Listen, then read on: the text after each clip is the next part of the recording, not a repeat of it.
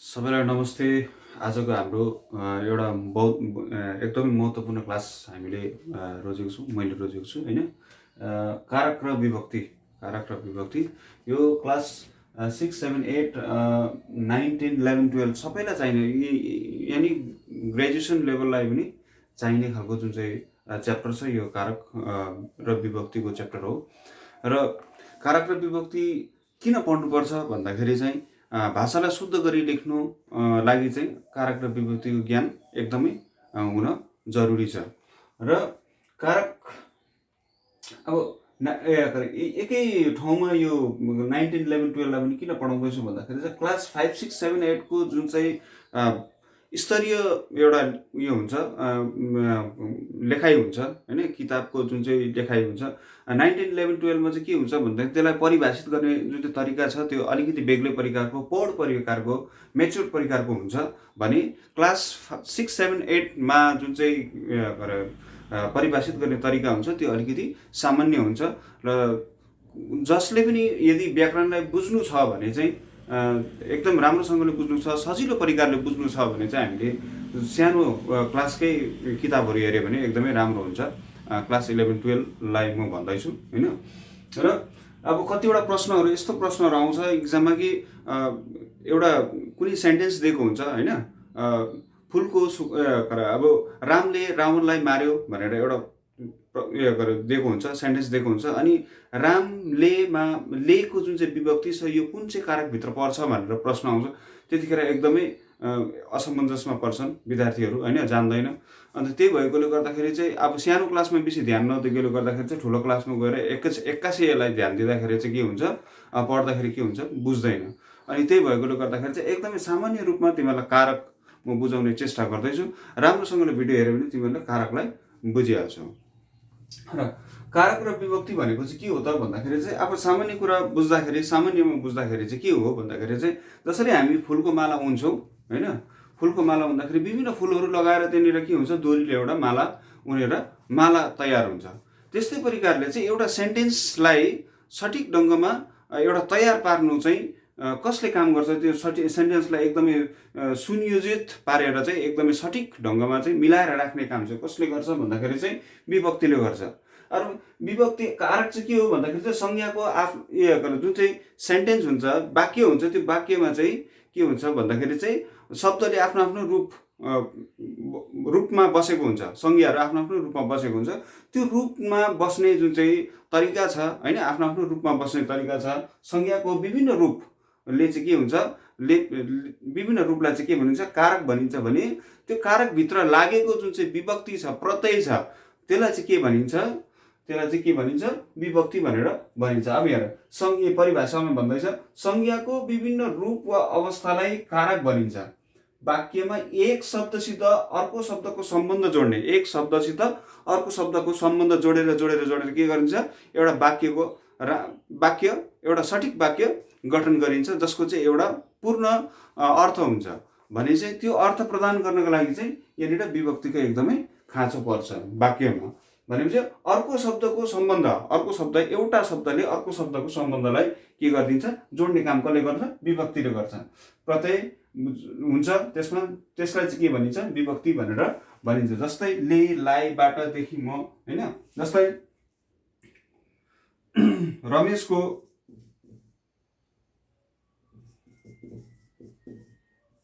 पुस्तक, अब के हुन्छ भन्दाखेरि चाहिँ रमेश यो को जुन चाहिँ को प्रत्यय लागेको छ, प्रत्यय भनेको चाहिँ पछाडिबाट जोडिने जुन चाहिँ शब्दहरू छ त्यसलाई चाहिँ प्रत्यय भनेर भन्छ होइन। यो को जुन चाहिँ विभक्ति छ, यो को विभक्तिले चाहिँ के गरेको छ भन्दाखेरि चाहिँ यसलाई के गरेको छ, पुस्तक चाहिँ कसको हो भन्ने कुरा बताएको छ, रमेशको हो भन्ने कुरा बताएको छ भने चाहिँ यो विभक्ति नलागेको भए चाहिँ रमेश पुस्तक भन्दाखेरि चाहिँ अर्थ लाग्दैन, तर रमेशको भन्दाखेरि चाहिँ के हुन्छ, सठिक अर्थ लाग्छ। जस्तै रामले रावणलाई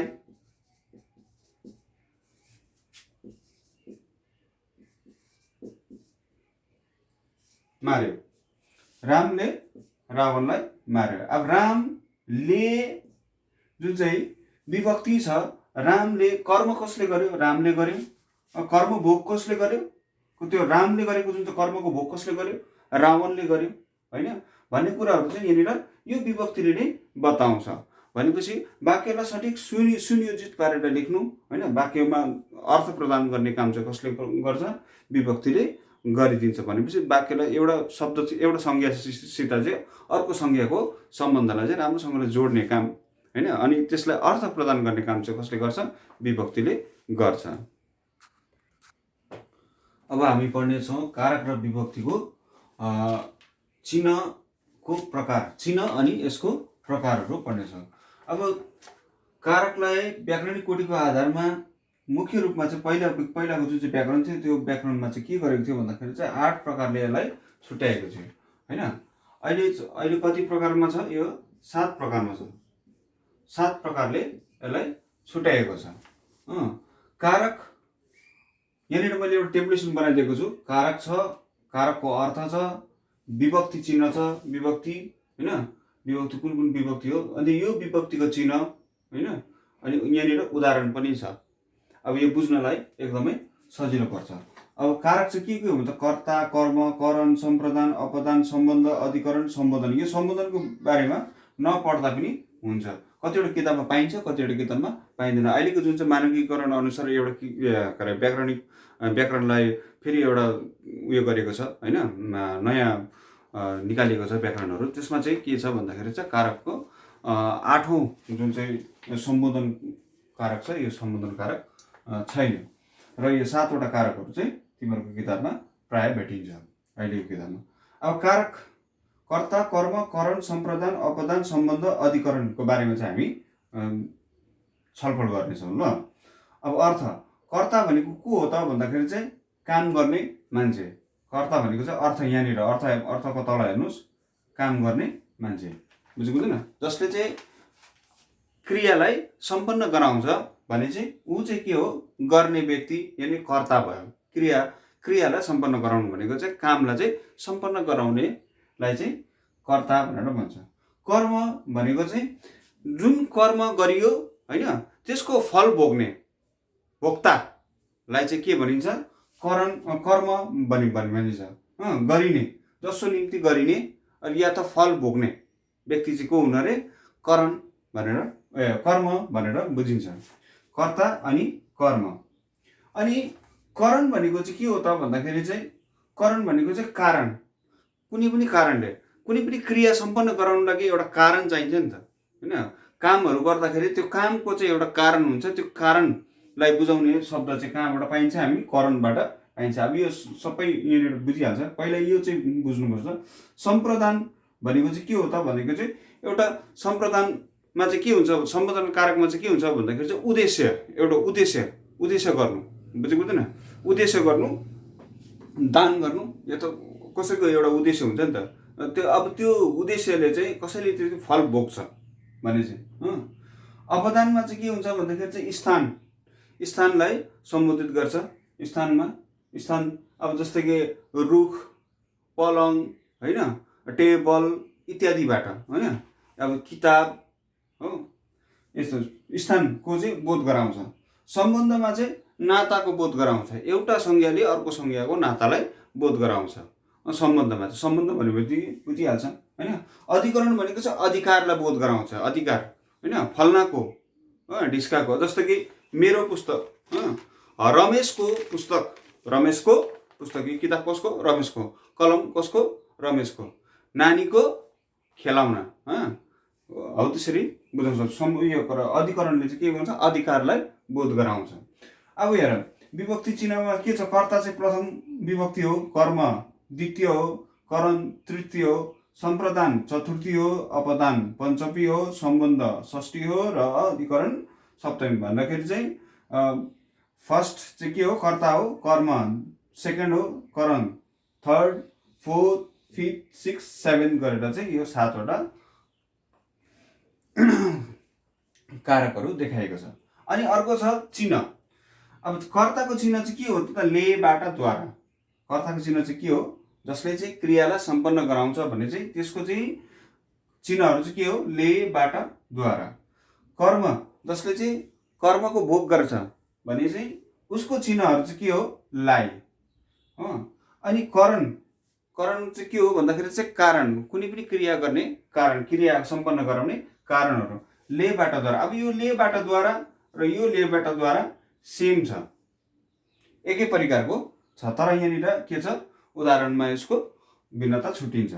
अब सम्प्रदानमा नि लाई लागिन, लाई यहाँ पनि छ, यहाँनिर कर्ममा पनि लाई छ, सम्प्रदानमा पनि लाई छ भने चाहिँ यो लाई चाहिँ कसरी छुट्टिन्छ अहिले म बताउँछु हो। लाई अनि अपदान कारकमा के छ देखिबाट पनि यहाँनिर छ हो। देखिबाट यहाँ पनि बाटा छ, यहाँ पनि बाटा छ, यहाँ पनि बाटा छ, यो छुट्टिन्छ अहिले। सम्बन्धमा हेर नाता देखाउँछ को काकी रोरारी गरेर। जस अधिकरणमा के छ अधिकार देखाउँछ मा, टेबलमा, कुर्सीमा, बारीमा मकै छ हैन हो। जस्तै कि कुर्सीमा बस, टेबलमा कलम छ इत्यादि कुराहरू माले चाहिँ के गराउँछ एउटा अधिकारको बोध गराउँछ भने चाहिँ यो चाहिँ अधिकरणभित्र पर्छ। अब हेर कर्ता गर्ने जो चाहिँ कर्म गर्ने क्रियालाई सम्पन्न गराउने मान्छे चाहिँ के हो को हो कर्ता हो। कर्ता गर्ने मान्छे हो भने ऊ प्रथम विभक्ति हो, लेबाट द्वारा उसलाई के गरिन्छ चिन्हित गरिन्छ, उसको चिन्ह चाहिँ लेबाट द्वारा हो। जस्तै हरिले मकै खायो, हरिले मकै खायो भनेपछि हरिले चाहिँ के हो यो कर्ता हो। भनेपछि जसले चाहिँ क्रियालाई सम्पन्न गराउँछ भने चाहिँ को हो, क्रियालाई सम्पन्न गराउने व्यक्ति चाहिँ को हो हरि हो। भनेपछि हरिमा लागेको जुन चाहिँ ले छ यो ले चाहिँ के हो कर्ता कारक हो। जस्तै आगोले पोल्छ, पोल्ने काम कसले गर्छ आगोले गर्छ भने चाहिँ यहाँनिर आगोमा लागेको ले चाहिँ के हो कर्ता कारक हो। कुरा बुझ्नुभयो। अब अर्को छ कर्म। कर्ममा के छ भन्दाखेरि चाहिँ कर्म कर्ताले गरेको कर्मलाई भोग गर्ने, कर्ताले गरेको कर्मलाई भोग गर्ने लाई चाहिँ के भन्छ कर्म भन्छ। जस्तै कर्म गरिने या त भोग गर्ने मानिस हैन। द्वितीय हो सेकेन्ड, यसलाई चाहिँ के गर्छ चिन्ह चाहिँ के हो यसको लाई हो। जस्तै शिक्षकले छात्रलाई पढाउँछन्, शिक्षकले। अब यो चाहिँ के हो शिक्षक चाहिँ के हो भन्दाखेरि चाहिँ कर्ता भयो अनि छात्र चाहिँ के भयो कर्म भयो। छात्र चाहिँ के भयो कर्म भयो। शिक्षकले पढाएको जुन चाहिँ भोग गरेको छ कसले छात्रले गरेको छ, त्यसको फल चाहिँ कसले प्राप्त गर्यो छात्रले प्राप्त गर्यो भने चाहिँ छात्रलाई लागेको जुन चाहिँ लाई छ यो लाई चाहिँ के हो कर्म कारक हो। यसरी बुझ्नुपर्छ ल। अनि अर्को छ करणमा के छ भन्दाखेरि चाहिँ करण तृतीय चिन्ह हो, तृतीय विभक्ति हो। तृतीय विभक्तिमा के छ चिन्हहरू के छ लेबाट द्वारा छ भनेपछि करणमा चाहिँ के हुन्छ भन्दाखेरि चाहिँ करण चाहिँ कुनै पनि कार्यलाई गर्दाखेरि चाहिने जुन चाहिँ वस्तुहरू छ कारण छ वस्तुहरू छ, वस्तुहरूद्वारा चाहिँ गरिने क्रियालाई चाहिँ त्यसलाई भन्छ करण भनेर भनिन्छ। जस्तै चम्मचले भात खायो भनेपछि भात खाने काम केसले गर्यो के द्वारा गरियो चम्मचद्वारा गर्यो चम्मचले। जस्तै कलमले पत्र लेखे, कलमले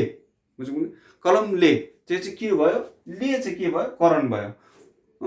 जुन चाहिँ पत्र लेख्ने काम कारण चाहिँ के भयो भन्दाखेरि चाहिँ पत्रलाई लेख्ने काम लेखिदिने काम चाहिँ कसले गर्यो कलमले गर्यो भनेपछि चाहिँ त्यो करण चाहिँ के भयो करण कारकभित्र पर्छ। बुझ्दैन। जस्तै गाडीबाट लड्यो, कहाँबाट लड्यो गाडीबाट लड्यो, गाडी चाहिँ के हो करण हो।